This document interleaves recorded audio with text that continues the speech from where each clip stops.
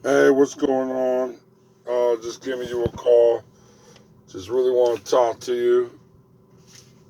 Definitely want to just talk a little bit about the student loan debt. The student loan debt they just came out. It reached about $1.73 trillion.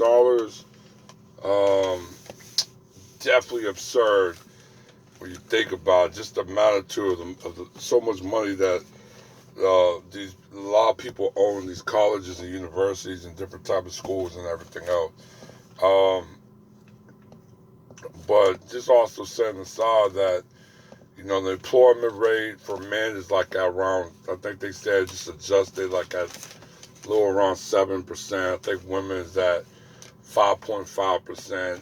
Black women is still the highest among the group. Like black men is still like almost among the highest in the group of men as well. So I'm not going to sugarcoat that. Um, but definitely of that student loan debt of 1.73 trillion, women do hold more debt than men. I think men account for at least $800 billion, still a lot of money.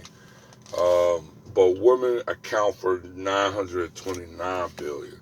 So they definitely account more than half. That's almost 129 or $128 billion more. So they definitely own half of that total debt of the 1.73 trillion. Black women own 20% more than the average white woman in the student loan debt. So if you're looking at that, you probably gonna separate it by racial lines. Yes, I think black women at least got at least maybe half of the $929 billion. That is absurd. Um, I think, like I said, I know majority of women with 79% of their household. That means they're basically single mothers, or they're the only parent that's really working. So yeah, 79%, but 57% is having a difficulty paying off their debt. During the pandemic, I think black women experienced the highest unemployment rate. At 17%. You also, like I said, they carry 20% more debt than white women or other women. If you just did regular student loan debt, it's like 41,000 versus 33,000 with white women.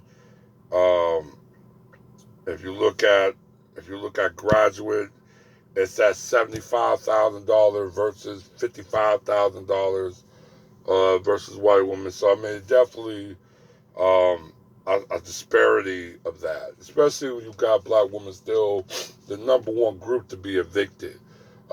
Still, uh, still has one of the highest unemployment rates in the country. So it's a lot to account for. Also, too, you have many that went for these useless degrees, useless jobs, useless degrees. Uh, let's not sugarcoat it.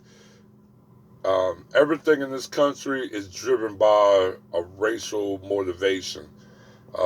It's not really about who's the best person when you got people that will hire the person that they know. It ain't really about the best qualification. It's more about who you know, who they're gonna give a chance to, or if they need you at that moment because you have certain credentials that they need, that they would hire. It's not really about who's the best man for the job.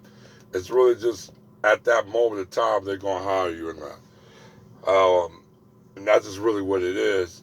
It's always driven by race. I mean, you got people that will look at you, and sometimes they'll say, "Do I want to hire this black person, or do I want to hire this Asian person? Do I want to hire this Hispanic person?" Or it's always driven by race. It's never just just purely on credentials and qualification. That's one thing. Um, but yeah, just like I said, the amount of debt that women hold and black women hold is just phenomenal. I mean, it just really just give you a dark reality that you do need a man to help you, because it's a survival, not just who you preference, but it's a survival. But that's really why I wanted to jump in. You know, they said the debt is 1.73 trillion, and I think it's going to climb even more. So we're just going to look at it. All right, one.